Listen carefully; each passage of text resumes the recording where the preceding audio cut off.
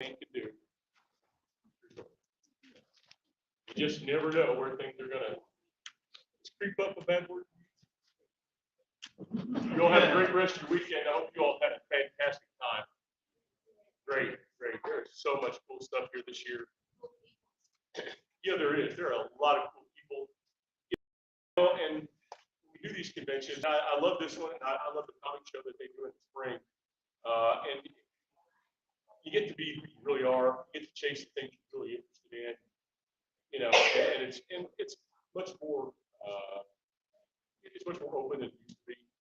If you had a stack of comic books or you played role-playing games, and you really decided you wanted to be Michael Myers for Halloween, whatever that is, you didn't talk much about it, except maybe with your friends, your parents just look at you weird, that kind of thing. One gentleman here in the last panel for Sleepaway Camp said that, Sleepaway Camp was in the children's section when he was a kid. And he grew up in a minister's household, so I guess they talked about. I guess it didn't. Yeah, sorry. It did get reviewed real easily. So, but you all have a great rest of your weekend. Thank you so much. You all enjoy that Q&A. How are you, young fella? How'd you do?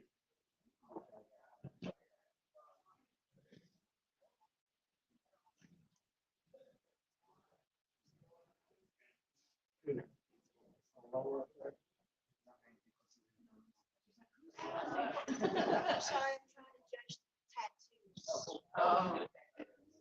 Like she's doing something on them. Yeah. Yeah. Always. Especially this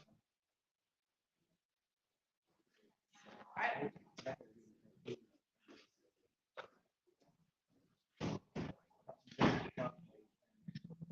lost my hair earlier, so that's why I'm missing the ensemble. But I'm so excited to have this paranormal round table, guys. I'm a ghost hunter myself, so this is special to me. So I am so excited to introduce Steve Gonzalez and Dave Tango from Ghost Hunters, and I've got Dave Schrader and Shane Pittman from the Holzer Files. Come on in, guys.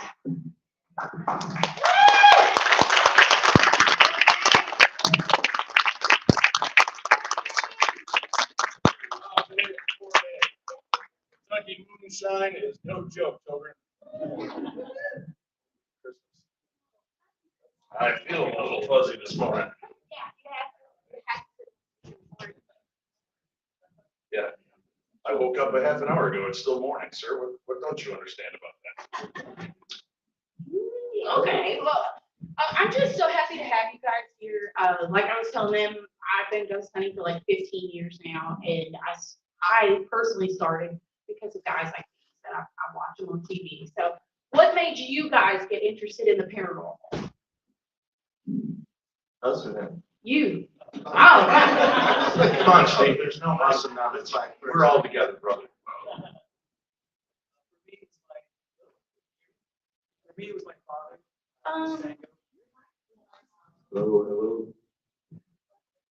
I don't know. My sound guy left me. I'm on There we go. Yay! Tech manager. TV's Dave Taylor, everybody. It was my father. He was a police officer. He would tell me and my brother stories back in the day, things that would happen to him on the horse. And, growing up with these stories, it made me very interested and intrigued that, okay, this is real. This is happening. Uniform. So it was him. I was very fortunate that I was able to bring him on a bunch of episodes to pay him back. For me, I was always intrigued, but I saw a movie once called The Entity. Kind of messed me up a little bit. I saw it based on true events. My mom told us only to believe. I saw that, and that sort of set me going. I was a bit young, 10, 12, 11, somewhere around there. But that's what sort of got me started, was the fear of watching that. Yeah, and with me, it's just I've grown up around it. I've had strange things happen my entire life. I grew up in a haunted house. Dave Tango, kind of a funny deal. My last house I lived in, we were renting, right? And we had it all set up nice. We had room for our youngest son, and he did not like sleeping in there because of the man in the closet. Get out. and the laughter he would hear underneath his bed. And I was like, honey, I think that's your brother's down in the basement. He was, man, in my closet, and leans out, so he refused to sleep, and I would put him downstairs, and I use that as my studio, right? And on the last night we lived there, we bought a house a block away. Last night, everything else in the house is gone except for me and my studio. Get off here at 2 o'clock in the morning. Good night, everybody. We'll be back again tomorrow. I was gonna hang up my headphones, and I hear the front door open and shut, and start walking around. It's 2 in the morning. So I call home and I'm like, who's over here? Nobody, he's in bed sleeping. So I did what any brave American man would do. I hid in the closet, called 911. And the cops showed up, and I'm on the phone telling my garage coach to come in, they sweep of the house, and I hear the on the bedroom door I'm in. I'm like, yeah. So I couldn't get out of the closet real quick. I said, yeah, gotta look cool with the cops, right? The cops come in and they're like, Mr. Schrader, all the doors and windows are locked from the inside. Are you sure? And I'm like, man, I heard it. And they were kind of rolling their eyes. And it was funny because the woman was about 5 feet tall and the guy's about 6'4".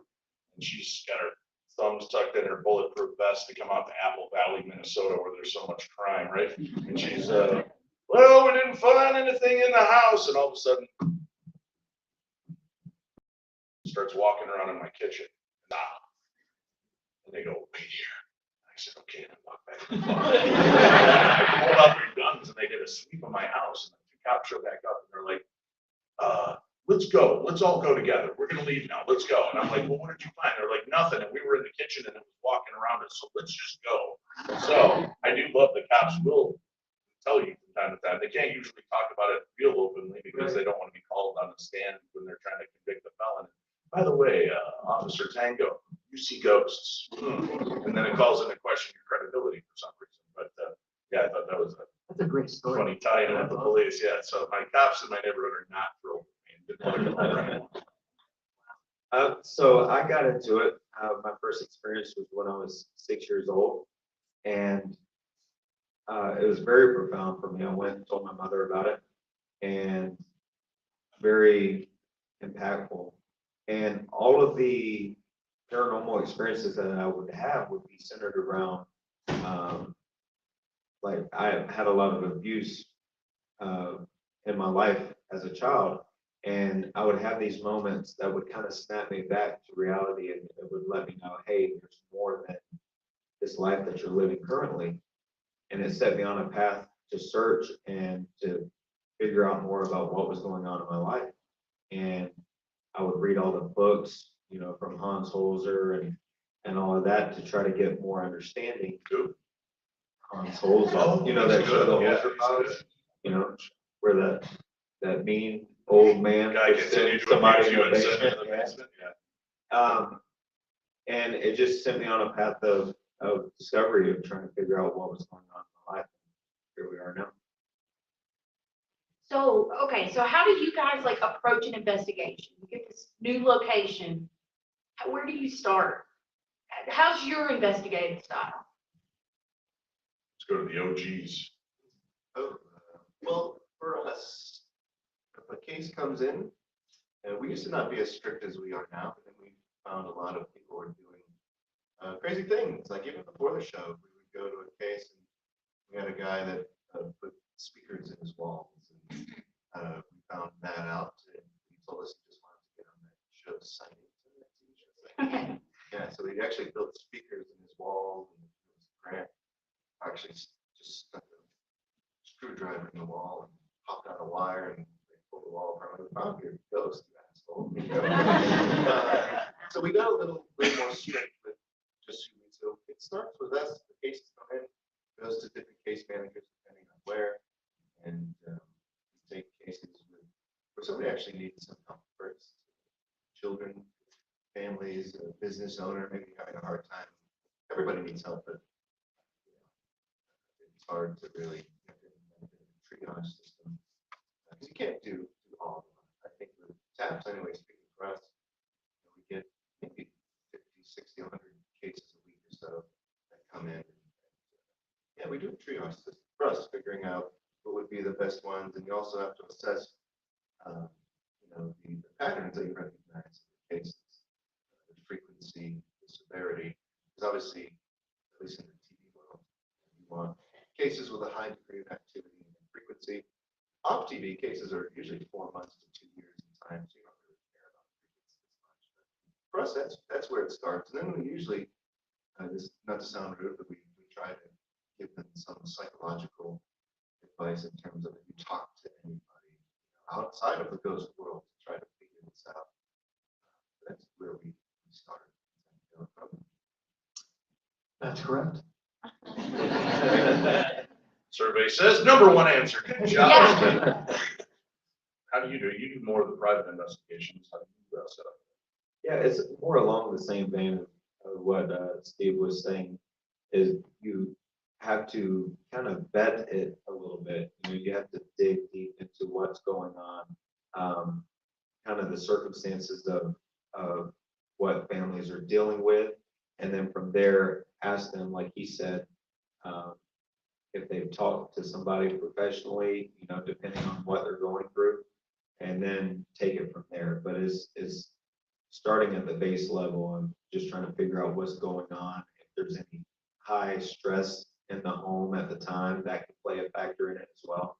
So just figuring that stuff out first and then going from How do you guys be like, hey, have you went to a therapist recently? Have you been to psychologist? What you know, we do that because like I was talking about yesterday and the 28 Days Haunted panel is, I think a lot of the activity that we experience a lot of the times sometimes has to do with us. Like we're more powerful than we realize in a lot of ways.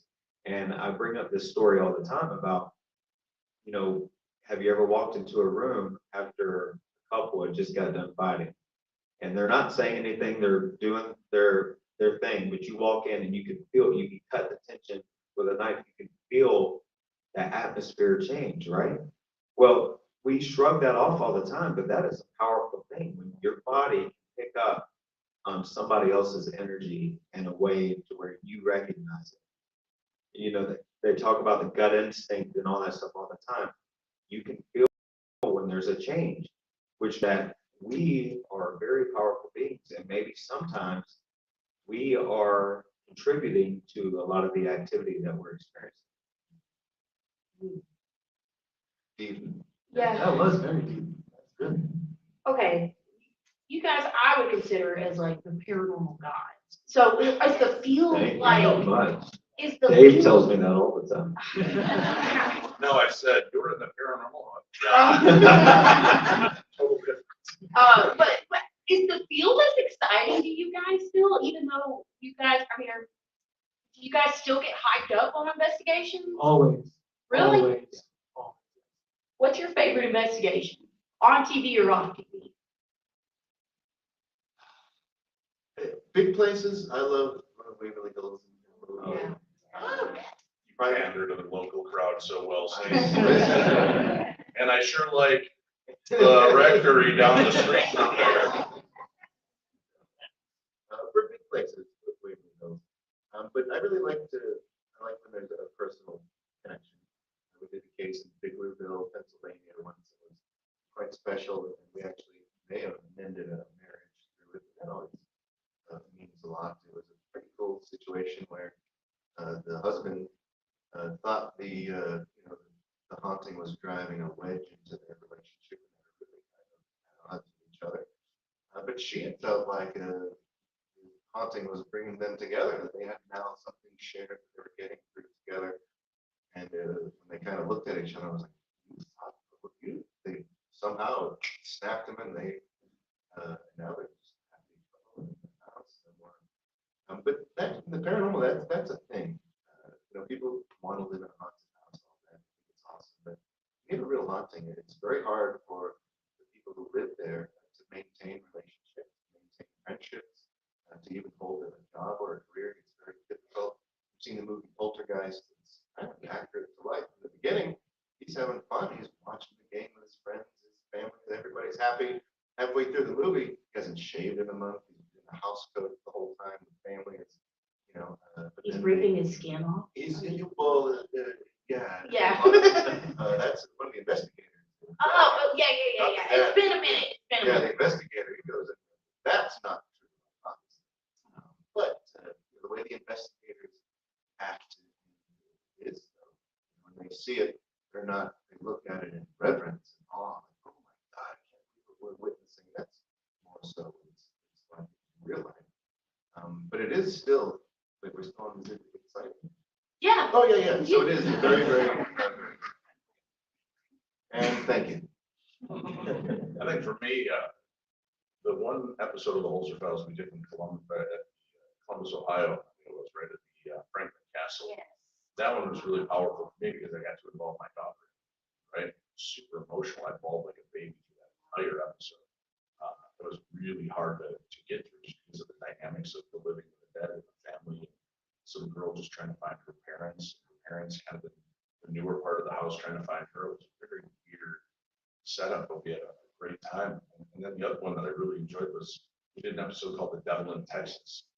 And that was a case that went south for Dr. Holzer.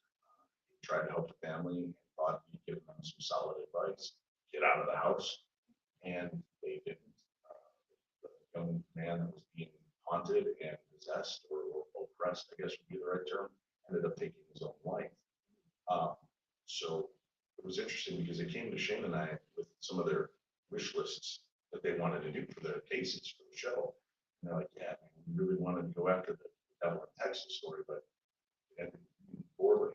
I said, well, what if we get rectified? What do you mean by rectified? I said, well, we see where Dr. Holzer lost touch and where things went south. I have a family who just reached out to me through my radio show, and they need help, and it's very similar. It's mother and two children, and they called and vetted her out, and we went out to do this investigation, and it was really, to me, it was really powerful. It was beautiful because this woman got to help her re-empower herself, and she was somebody who was abused physically, mentally, sexually throughout her life, and was in an abusive relationship. And when Shane was talking about the power we have, it was crazy because so much of the things that were happening, and so many of the scratches and bruising she would get would happen while she was talking about things that were upsetting to her. And we started to realize, I don't know that there's really a demon here, or that there's ghostly activity. I think ghosts might be drawn here, but I think this is emanating from Lydia. And Cindy was like, yeah, she's throwing off PK, psychokinetic energy, like crazy. So I said, well, let's challenge her during the filming. And our crew was like, what are you gonna do? And they don't show it. I got real aggressive at her allowance, but I wanted her to be empowered. She's a very quiet, meek little woman. She's like, I'm like, what?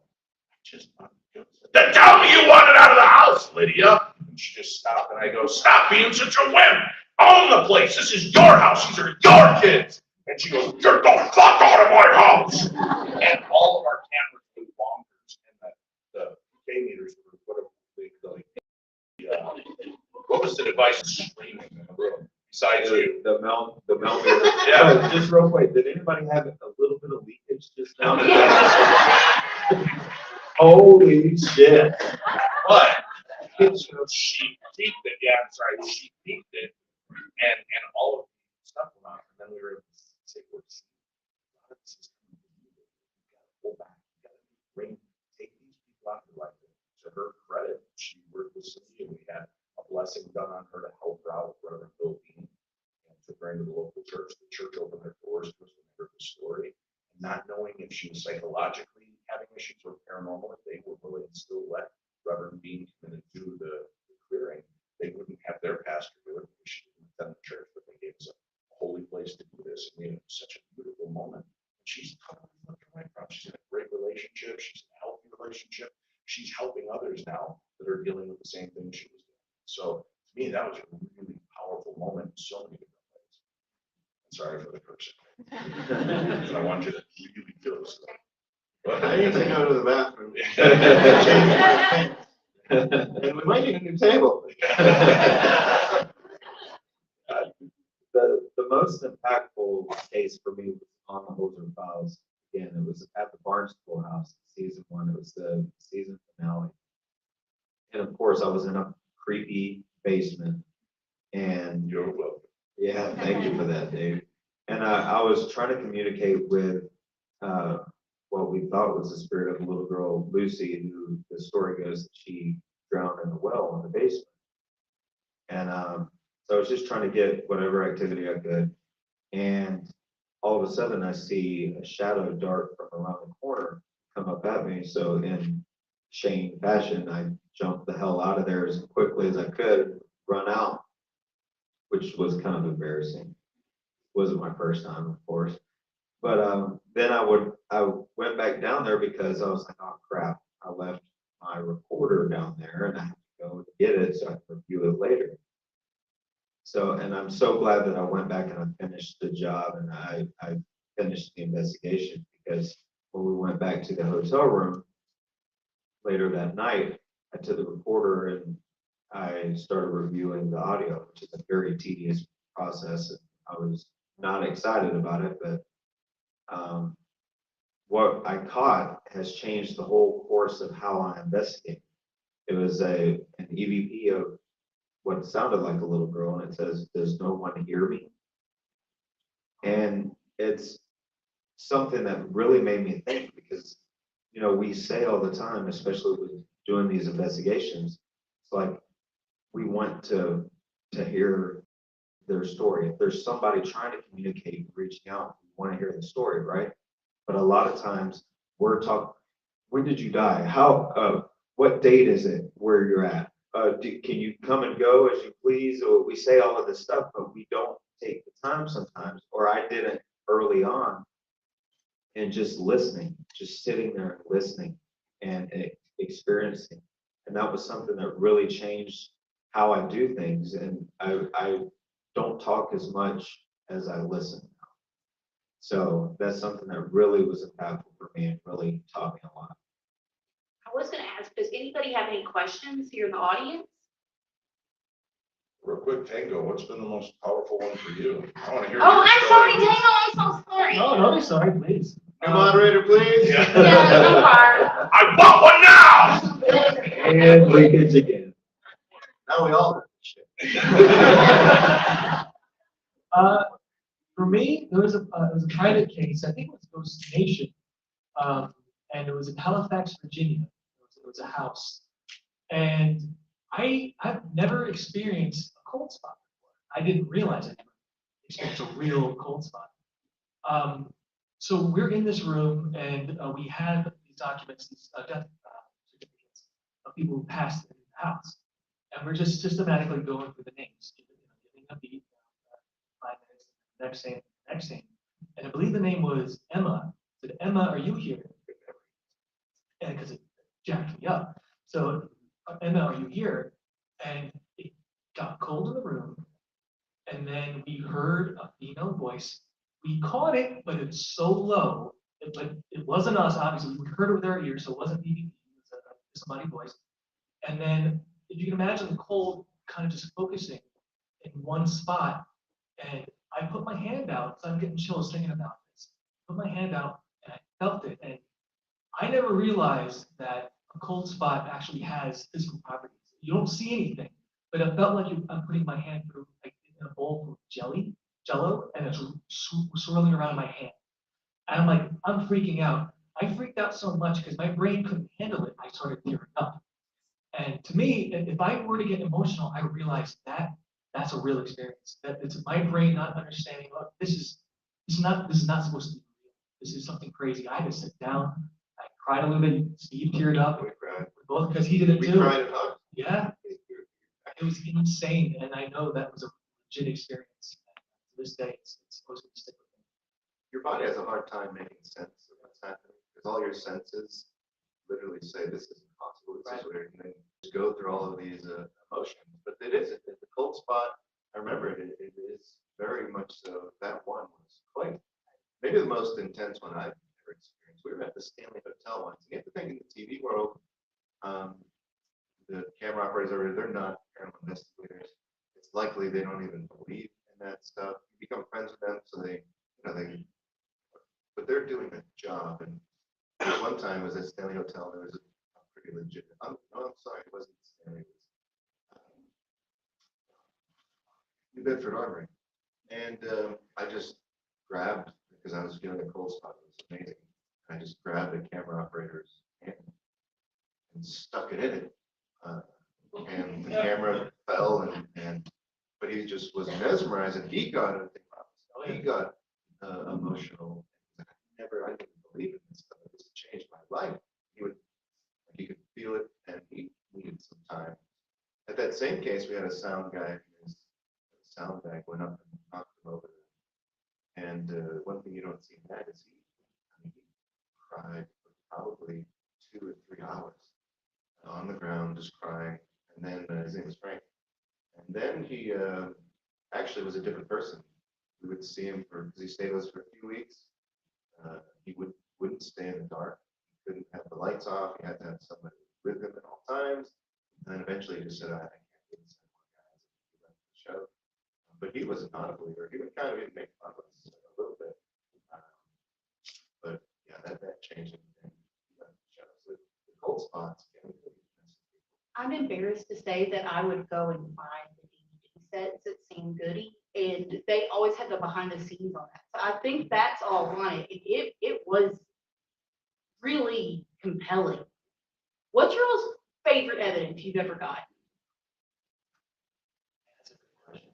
I don't know, take one really, yeah, It's like picking your favorite kid. Mine's Ridley, but that doesn't matter. Well, we all have it, yeah. Don't put that video online, sir. It's live streaming. I love you too, Pacey and Cliff and Jen and Kayla. We're gonna be here a while. I have 11 kids. That's more frightening than any paranormal experience I've ever been in. I think being pushed in the Whaley house, that was our very first episode we filmed together as a team. And we were moving around, and I love these guys. I've known them since Tap started, and I know the Ghost Adventures guys, and I'm friends with all these people. And I watch the shows, and when something touches or scratches them, your brain just has a hard time on the outside processing that it actually happens. And I've been in hundreds of haunted locations, and I've had things kind of breeze past where you can feel something gently move. I've never been physically assaulted. So when we were in the Whaley house, I was very reticent. Our first episode we were going to do, I thought, one of the most overdone locations on the planet. I just was bummed, but it was one that Hans Holzer put on the map. So I was kind of reluctant to what was going to happen. And then asking the right questions, we found some great stuff. Like they had the original journals where the family, everybody always talks about the house being haunted by the Whaleys. We have the journals where Mr. and Mrs. Whaley are talking about the haunting going on while they live there. Yeah, and we got to show that. So that was exciting. And then when we're doing that EVP session, and I kind of challenged this spirit, Juan Verdugo, I said, Juan, are you the one who shot? And I said, are you the one that pushed Violet Whaley to kill herself? And the three of us are standing under the area where they would hang people, and we hear bang, gunshot go off in the house, and all of us, yeah. I was able to start in a week, and I can feel it on the chest. You could hear it and feel it, and like the crew jumped. And I'm like, did we catch it? And we start playing the recording back, and I think you guys just see us play it back once. We played it back like 3 or 4 times. It was on the 4th time that I get smacked, and I go up in the Shane and hit the ground. And my brain processed the fact that it's really dark. You guys get a false sense of security because you get night vision. You're watching this in green screen light, right? We can't see as well. I thought one of the cameramen had come around to get a shot and tripped on the carpet and fell into me. That's how heavy this was when it hit. It was like being hit by a football player. So I hit the ground, and I'm kind of pissed that, Jesus, I'm old, don't be knocking me around, right? And I turn around to look at the camera guy to make sure they're okay, and there's no camera guy. So that's why you kind of, if you watch the episode, when Shane helps me back up, and I turn around and look, and then I kind of turn my head back, my brain just broke because I was like, what just hit me? And Yeah, yeah, that's was warning me 30 seconds ago that this thing's going to sweep my knees like Johnny and the Karate Kid, and all of a sudden I go up and hit the ground, and Yeah, and I thought, because it was the first time we worked together, so I was like, did this old man just have a stroke? That's exactly what I thought. I was like, we're gonna have to find a new lead investigator. And I walked around outside asking myself, did something happen? Because I couldn't. Yeah. And then the production pulled me aside because they have their little headquarters off site where they're reviewing and watching all the cameras and sound and everything. And the one best part was we had the one Christine Schuler from Travel Channel, our Okay. executive producer. She came on set for our first episode and never came back because that was her first episode. She watched me get thrown. Then they bring me over and they go, "Did you fake that?" And I'm like, "I don't even know what happened to me. Did I pass out?" And they're like, "No, dude. Did you jump into Shane?" Listen, I know I look like a dancer, but I'm not that Bigfoot. I'm like, "No," and they're like, "Watch this," and they kept pulling it back like we were watching Monday Night Football review. They go, "Your ankles pop, your knees pop, and you go up." I go, "Then how are you asking? Did I do that? What part of you looked at me and thought that guy's that job?" They thought you were really good. Yeah, and I hit Shane and hit the ground. That really scattered me for a while. And once the executive producer, Christine, comes over and she goes, "All right, is everything okay? Are you okay? Are you sure you're okay?" I'm like, "Yeah." She goes, "Okay, somebody walked in my car. I want to go home." She left and we never saw her again in 2 seasons, except for when we were in New York, like a block away from the office. She and a group of execs came by to say hi to us, see the haunted house, and left before we investigated because they did not want to be in the hailstorm. So that to me was one of my favorite episodes just because it was so mind-blowing when you have something happen that you're not prepared for, right, Dave? I mean, you go spend it for how long and then you actually touch the cold spot and you're like, "Wait, this is a thing?" This is a thing. I had no idea. Yeah. It's incredible. Told you. Yeah. I did. Get going someday. I don't know. A long time. Doesn't happen often. Like 10 years for you, right? Last time you had that happen. Well, yeah, it was maybe, yeah, because it would have been the Armory, Right. which is in 2004. And then that was 2020, maybe? So it's 16 years Wait, in was between Michaels. Wasn't, okay, sorry, I'm a geek, guys. Wasn't there the cold spot that moved in Savannah? There was some place, I think it was at Moon River Brewery. Hey, it was in my experience. Yeah, it was like the cold spot like moved, like you were able to track it. Okay, when was Moon River? Let's go to the footage. Yeah. So I'd say 13. Yeah, sorry. 13 years. You are. I travel, Hey, I plan my vacations by ghost hunters. I noticed there are some questions. Rachel, do you have one?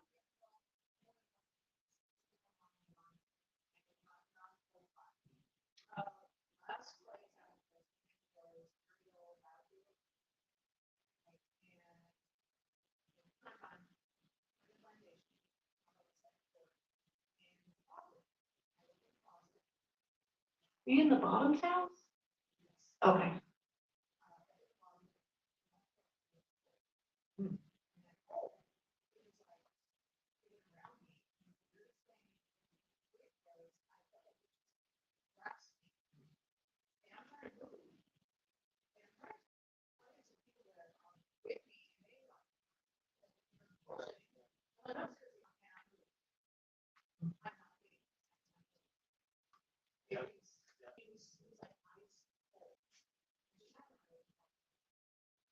You basically just.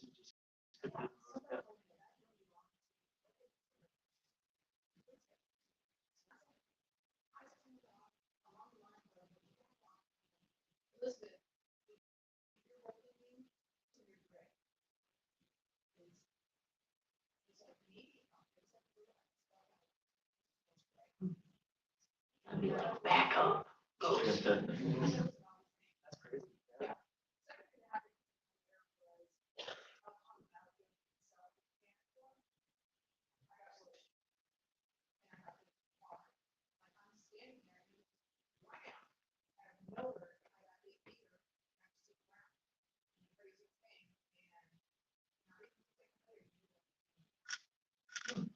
I could go camping there. It'd be nice. Sandy, what's up? Hey. Pumpkinhead. Pumpkinhead, you've got half a face of pumpkin. I thought I had heart attack or that my appendix ruptured. And that's another funny moment, right? Because the camera guys, they have to treat everything like they're National Geographic cameramen watching the Serengeti plains and a lion being attacked by a gazelle. That would be cool to see, right? But they just have to let happen what happens. So I've got the recording. I should break it out someday. maybe I'll play it on the show, but kids cannot listen. It's 15 minutes of the Oppenheimer from Cindy. Because we're in that little shack at the Cabbage Patch, and she's talking and kind of getting the spirits out, and I literally, it felt like something exploded inside me, and I screamed and hit the ground, and I really thought I was checking out, and nobody would move to do anything. They just kept filming me, and Cindy's like, "What the beep is wrong with you, beep, beep, with the beep camera? I can't beep, TV sucks, beep, like when this beep shows, beep, beep, beep, beep, beep, beep, beep, beep." I think I'm kidding, and she went off on this tirade. It was amazing. So I'm crippled on the floor, dying, but she's not coming to my aid either. She's just cursing out everybody else who's not coming to my aid. But for insurance purposes, they have to make sure they're filming. If I die on camera, they want to be able to say how it happened, what happened, and all. But we do have a police officer and an EMT that's always nearby. So they brought the EMT in and brought the police officer in and brought me out of the shank. And I actually started feeling better when I got out. I was breathing fresh air and trying to, grab again what happened, not thinking it's paranormal at all. I really think, oh, I got something. This is not good. And then they're like, well, we're going to take you to the hospital. And this is Butte, Montana during COVID. And Montana was not a mask or a vax state. They just didn't like to do it. So all they talked about on the news was how all the hospitals are overrun. People are in the halls. I'm like, I'm not going to the hospital. I'll just die in the car. We're fine. Right? They're like, no, you should go. And I'm like, no, what if it's just gas, right? What if it's gas? I'm okay. And they're like, no, we're going to take you in. And then Cindy starts yelling at me, my work wife, and then they called my wife. So my wife is on my phone yelling at me, and Cindy's yelling at me, "You're going to the hospital, jackass." And then I just let them talk it out. I got in the ambulance, right? So we went to the hospital. They ran every test they could possibly run on me. I was there for hours. They wouldn't let me sleep because they didn't know if I was going to die. And it's so funny because they kept coming into the room and they're like, "So what are you in town for? What are you doing? Where were you? Where did this happen?" And I'm like, "Oh, I was at the Cabbage Patch. I was doing a tour and I felt something about sure. Is that haunted? Oh, is it? Is it?" And they're like, and then finally they kept goading me and I'm like, "Yeah, the TV show we're going." "Oh, we knew it. This hospital is haunted. Every place in Butte is haunted, legitimately. It is so crazy." And the doctor comes in, my favorite line ever from a doctor. "All right, well, let's go over the results. Looking at you and your age and weight, I thought we were in trouble."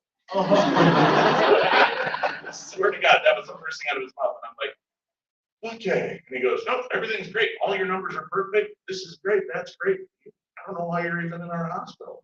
And I'm like, "Well, but I felt something." It took Cindy a couple days. She really dogged it down, man, and she figured out that's where the guy had been shot, and she thought I walked into a psychic place memory. I'd never had that happen. Terrified the hell out of me. I never want to have that experience again. Feeling somebody else's pain in that sense of I'm dying. It's horrifying. Absolutely terrifying stuff. So yeah, that was powerful. Very good. Oh, sorry. Okay. Yeah, go ahead. Yeah. But well, Uh-huh. I also appreciate you guys doing history. And like some people say that this person abused his children, did this, and that's why I want it.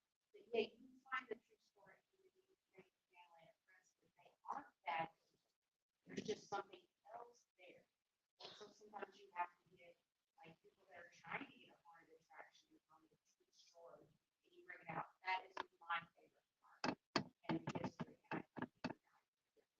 Thank you. Because, like I say, ghosts, I feel like upset too and abused.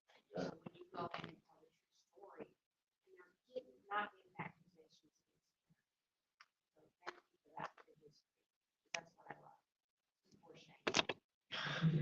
Now, wait a minute. Can we review the poor Shane guy? Here we go. I forgot to ask, when he fell on you, are you okay? I think, but at the time I was like, screw this. This TV stuff is not for me. If I'm gonna have this linebacker old man dude slam into me all the time, yeah, this is not for me at all. In 23 episodes, 24 episodes of the show, Shane got a scratch on his elbow once. I was bit, I was shoved, I split my back open. God, poor Shane. That's because he's old. It has nothing to do with the paranormal. Probably scared because of myself. Yeah. So I asked you guys this yesterday, but I'll ask again, because we have some new people here. But, I'm a very negative person, and I just want to know, what is your all's paranormal pet peeve? Mine is when people vape on investigation. Drives me nuts. They do that, people do that. Yeah, I've never seen that film. yeah, I was on the 5th floor of Waverly Hills, and I was like, I smell strawberries. That's so weird. And someone's like, oh yeah, I'm not bad, sorry. Like, Yeah, my favorite is the guy with the cigarette dangling out of his mouth, taking pictures in the cemetery. And then trying to show me his misty ghosts. Or they're wearing parkas and hats and mittens, and they're out in the cemetery taking pictures. Look at this mess. Did you breathe? What do you mean, did I breathe? That's probably your breath. It's not my breath, it's a ghost. It's obviously a ghost. or the dust. They're like, oh. What's your pet peeve? I mean, I don't like, I mean, it's fine, people ask us our opinions. We're not, I mean, I'm not an expert, there's no experts in this field. But we'll give you, our best, answer. And a lot of times it happens more often than you think, where people, they're like, here's this picture, look at this, what do you think? Some people think, well, it looks like, it's a cloth, like it's an arm, it's smoke, something. That's what we think, and they're like, no way, you're full of it, no way. Like, then come up to me and ask me, I'm trying to help you, that happens a lot. I agree with that, and people get quite upset, they hold on to it, and I think we're just like making things up, but we tell them that because what we would do, especially in the early days, is we wouldn't just say, oh, we would send all of the pictures to laboratories, like Kodak labs. We'd use local state police, and they would tell us, hey, in this picture, you have dirty developing solution, you have this lenses, all these things. This is a lanyard, and I would really help you out with that. So we would tell people, like, we're not just making this up. Scientists tell us that if you can capture energy on film, it's going to be solid, not transparent. So what you're showing me is not real. It's, they really hold on to it. One thing that is, I think it's not pet peeve, but we have a lot of people that take things and pretend that it's theirs or invented. There's someone out now that has like this method or something, and this person would come to our events and be like, just say you're Steve from Ghost Hunters and you support this, and you're using the XX method. I'm like, this is just real-time analysis. This is what we've been doing. I think it's for pronounced 20 years. Estes. I don't know. I don't know. Oh, sorry. I don't know. XX? There are a lot of those people that say, this is, it's like, this person would come to our event, and be like, dude, now put this on, say you're using the XX method. I mean, but I've been doing this for 20 years. There's nothing new. And it's not that's what we're here for. That's not what this is all about. We're all here, together for one purpose. And it's like if people are trying to, have their title and name things, it's like you're in it for the wrong reasons. In my opinion. Also, phone apps. Oh, It's it's not so what I nice. I got kicked out of Trans-Allegheny Liberty Sound for life because my staff was using Ghost Radar, this phone app, and like telling people there's ghosts and tours, and I kind of just, you're lying to people, you're duping people, this isn't right, shouldn't be doing this, and they said I was no longer off the back. But it's like, you're duping, you're like lying to people, this is clearly make-believe, this is not, you're not finding a ghost. It even says for entertainment purposes only in the app. If there was a ghost finder, like, we would all be rich. Like, we found a way. We can finally. It doesn't make sense. What Well, about you guys? yeah, so my pet peeve is, and I get people's excitement and fascination with the paranormal, but my pet peeve is when they believe that everything is a ghost or a spirit or a demon or whatever. And the reason why is because, there's a lot of reasons that we can scientifically validate as to why something is happening. And we need to understand that and try to figure out if it's something that can be explained before we jump into the paranormal angle. But when somebody believes every footstep is a ghost or a spirit, that's the wrong approach because there's old houses and stuff that can settle And the creaking of the floorboards is a natural thing. It's things that happen. Houses settle, they make noise, you know? So that's really my biggest pet peeve is people that jump to everything being a ghost. It's just not reality. It's not something that we should be doing. We should be trying to use our brains to try to understand the other side and you know, do it the right way. You're here, you're here. See, I don't call that a pet peeve so much as the fact that people get frightened when they watch TV shows and movies. So we're very understanding, and I know it's a pet peeve, but not in the sense of like, oh God, what an idiot. It's more along the lines of we just wish people would use critical thinking. And it's okay to walk through it. I had a woman call me and she said, I had a paranormal team out here. They came in for 15 minutes and ran out. They caught what sounds like a demon growling. And I think I have a demon. I said, well, you can stop. You don't. She's like, what do you mean? I said, you don't have a demon. She goes, why? I said, you said you think you have a demon. I said, you think you have a demon? Probably don't have a demon. But go ahead and tell me what happened. So she played me the EVP that they collected. And I kid you not, this is exactly how it sounded. There's something here. Can you please give a sign of your presence? Anything at all, just let us know you're here. It was somebody's stomach growl. And they left the house and told them in 15 minutes she had a demon and they were in over their heads. Only one part of that statement was true. Way over their heads. Yeah. So I talked her down, and you can do this really well as a ghost hunter. It's just our paranormal investigator, probably the proper term. But I talked her off the wall. I said, so what happened to make you leave the demon? She goes, well, I have this collection of reflective plates on my wall. And in the middle is kind of my centerpiece. It was my great grandmother's plate. And flew off the wall and shattered. I said, well, did it make like a pentagram on the floor? No. Did it make like 666 with the shards? No. They hover in the air and try to impale you against the door? No. So why do you think it was a demon? It's my grandmother's plate. I took a breath. All right, let's just imagine hell this morning. Lucifer standing in front of his minions. He's like, all right, guys, we got a busy day. For some reason, Satan always sounds like Walt the dog in my head. So all right, boys, we got a busy day. You go start a war in the Middle East. You go raise oil prices, and you go break grandma's. Is that like his kind of idiot nephew Larry who can't really do much? Okay, Uncle Lou. And he breaks a plate, and she starts laughing. I go, where did your grandmother? She got it from her mother-in-law on her wedding day. What was her relationship like? Oh, she hated her mother-in-law. And I said, well, is there any chance grandma came by to visit and knocked the plate off the wall and said, get rid of that ugly thing? She laughed. She goes, yeah, that makes a lot of sense. I said, all right, here's my number. Call me if things get worse. Didn't hear from her. And 10 years later, I bumped into her at a con. She came over and she goes, nothing ever happened. Nothing. I said, so do you think it was a ghost, or do you think maybe the nail was loose in the plates? She goes, oh no, it flew off the wall and shattered, but I really do think it was my grandmother just getting rid of this plate. But again, critical thinking. Why automatically jump to the fear factor? Don't. Aren't you afraid? No, don't go into these places in fear, right? That's like asking Dave, hey, Tango, you were at the zoo. Were you terrified to see all those animals?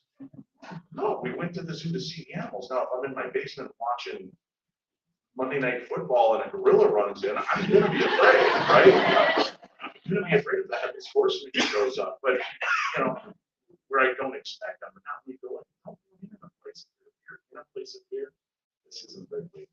Don't do it. Don't do it as a hobby. You just got to learn. These are people or remnants of people, fractals, pieces of who they were.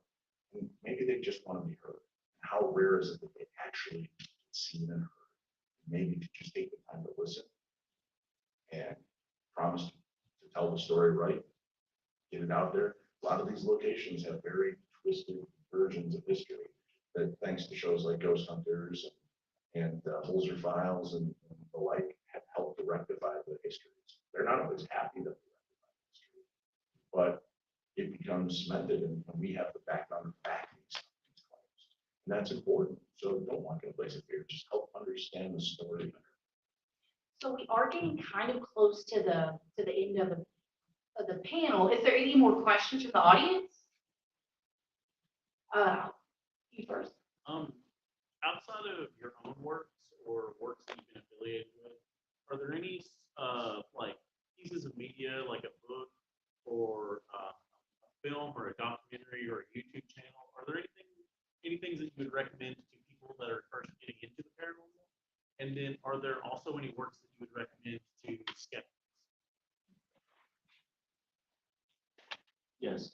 Next question. It's like a NASA meeting all of a sudden. Always read anything by Lloyd, especially and ESP guys, my name is Parapsychologist Handbook. That book is amazing. And I would also suggest if you're not really into getting into physics too deeply, because you should understand the laws of science, because if what you're seeing disobeys the laws of science, and it's absolutely impossible that you're seeing what you're seeing. So maybe you're misinterpreting. But if you don't want to get deep into that, there's a quick sort of just to get your toes wet, my physicist talks, 30 minutes, 3 sections, basic understanding of particle physics, and that will help skeptics and believers. There's this great book downstairs written by this fellow named Steve Gonzalez. That's what I was gonna say. He looked into his life in paranormal, and next to him, there's a table where a guy co-wrote a book called The Other Side, a guy who goes hunting paranormal. It's real thin, real easy to read. It's written by Dave Schrader. I don't use big words, and there's pictures. So if you come by and stop in, and never treat skeptics like it's a disease or a bad thing. We need more skeptics. Skeptics mean they're just asking the questions that need to be asked. Cynics, that's it. I would always say learn deductive reasoning. Try to be a detective. When you think that way, you're gonna really figure things out at first. And if you want to be the demonologist, just make sure you watch scary movies. That's really all you need. Yeah. No. I was going to mention the same books that they did. I mean, these guys up here, I trust them immensely. Very good friends of mine, and they really use their brain when we do this stuff, which is Dave. Collectively, we only have one. I was about to say Dave, maybe Steve and Tango, but no, I trust these guys, and Steve, his new book, and Dave's book, that's a good starting point for sure. And they happen to be easy to get to today. Yeah. And they can be autographed. Oh, you know what's a really cool documentary, and it's on YouTube, is the Afterlife Investigations, the Skull Experiment. Have you seen that?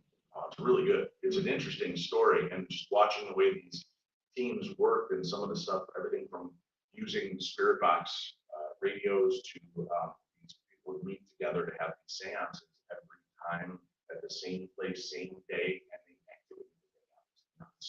Like they would bring in unopened bowls of film and set them on the table. They would all hold hands in the dark room doing the seance, and at the end of the deal, they would remove the film and have it developed, and there'd be messages and photographs and crazy stuff on the film. Wow. So is it real? I don't know. There's a great book on it, but I love that documentary. It really kind of opens your brain up to thinking differently about how we do a lot of things in the paranormal. That's a good question, sir. The Afterlife Investigations, the Skull Experiment.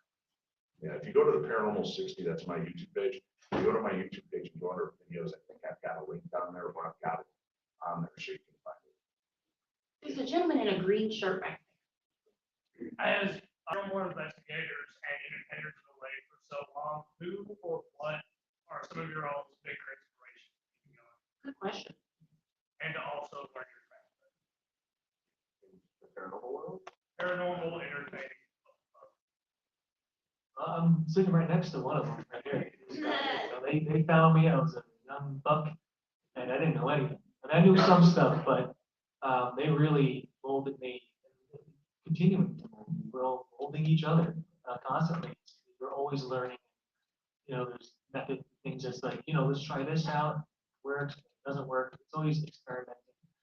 But yeah, being with them really did it for me. Thanks, Dave. You're welcome. Yeah, I think you made him wear a tiara his first ever. Well, I mean, I'm trying to. It was a headlamp. It was a headlamp. Yeah, special, okay.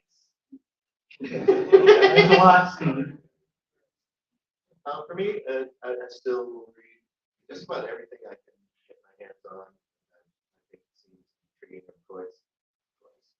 Thanks, Bugs Bunny. Okay, Steve. And I'll still follow Lloyd on that YouTube channel. Yeah, to me, he's probably my go-to when it comes to all things paranormal. I actually we do a lot of paranormal events where actually Mr. Schrader here really pioneered that whole thing. And we would invite people to come and still do it. Depending on the place, if it's a place like Waverly Hills, it could be 300 people. But if it's a place that is a nice, it can be as small as 50 people during it. Awesome. But I actually found myself learning a lot from other investigators that are just in the field that would come with us and be like, have you ever tried this? No, actually, we really bounce a lot of ideas off of each other. And then not only that, you get to do it in real time. Hey, you should, okay, then let's go try it and see it really actually. Quite a lot from investigators through those events. And sometimes that's Gentlemen? Dave, Well, Shane. my answer, one of them is Dave. Because Tango, he means. no, Dave Schrader, because I was like 2 whenever you got started, right? Been in it for like a lot of years. No, I'm just kidding. But he's I've watched him do stuff and listened to his podcast when I was first getting started and everything. And he was a very big inspiration. And it was a very humbling thing to be able to finally get to work with him and learn from him more, even though he was what y'all would say is a bully at times. But no, he wasn't really a bully. But him sending me into locations that got me out of my comfort zone, is very important because, I wouldn't be able to do some of the things that I do if I didn't step out of that comfort zone. It kind of forced me to do that, which I'm very thankful for. And like Steve was saying too, there's a lot of people in our field that are really, really good people. And every once in a while you have some battles, but for the most part, we've got good people in this field that you can learn from and get a lot of knowledge from. So Yeah, read, listen to podcasts and interviews. That's the best thing to do because even from the people that are not very good at what they do, you learn a lot, right? I am not more. People ask me, I'm sure, you really believe all the ghost stories and all the weird experiences? Not at all. I don't believe all of them, but it's not my job. I just let people share their stories. And you know what? The ones I think sometimes are the looniest, I get messages from people around the world saying, oh my God, thank you for having that guy at the show. I almost killed myself because I thought I was insane having those experiences. It's so refreshing to know I'm not alone. Somebody else out there. So just because it doesn't make sense to me doesn't mean it's not very real to others. So I love just listening, reading books. I get a lot of audiobooks. Everything from Holzer to the Warrens, Scott Rogo, to Lloyd Auerbach, Dr. Barry Taft, William Roll. There's really great predecessors out there. Thank you, Dave. Yeah. Thank you. Excuse me. What did you roll all day? Mom. Thank you. Yeah. So there's just great books. And like I said, you can read some of them, roll your eyes at it, but you learn from those experiences and those stories. The young lady. Yeah, over there. well, you'll be our last question. Back row. Give a ponytail. Yeah, Yeah. Yeah.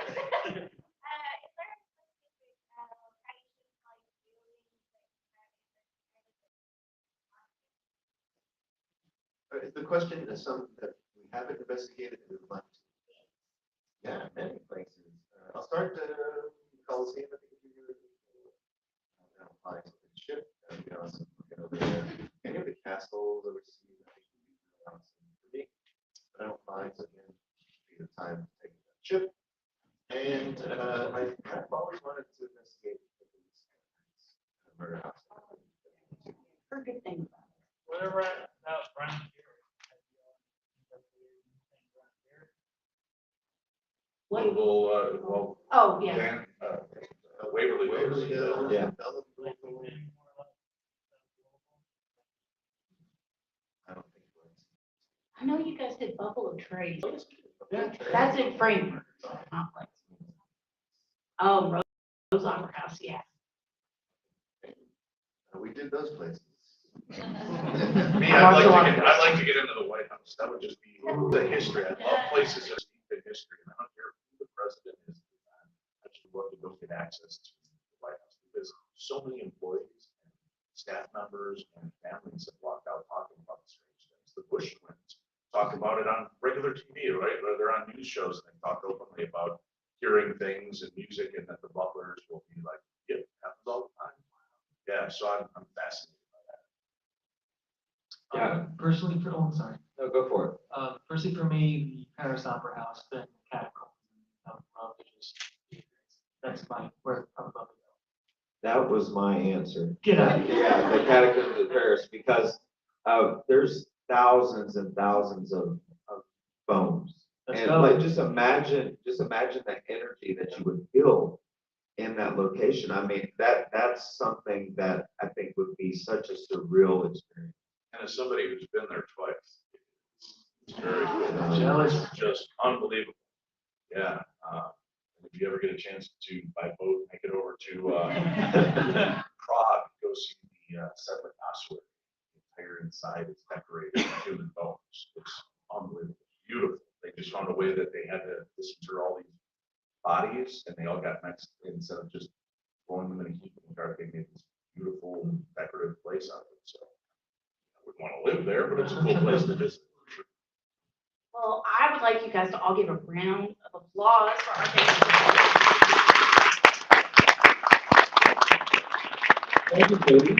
Thank you. Oh, and if you have any more questions for them, they'll be up at Stars Row for the rest of the show, for the rest of the day. The floor closes at 5 today, so be sure to make your way there if you have any more questions and 5 books and autographs. Thank you, everybody. Thank Thank you you. very much.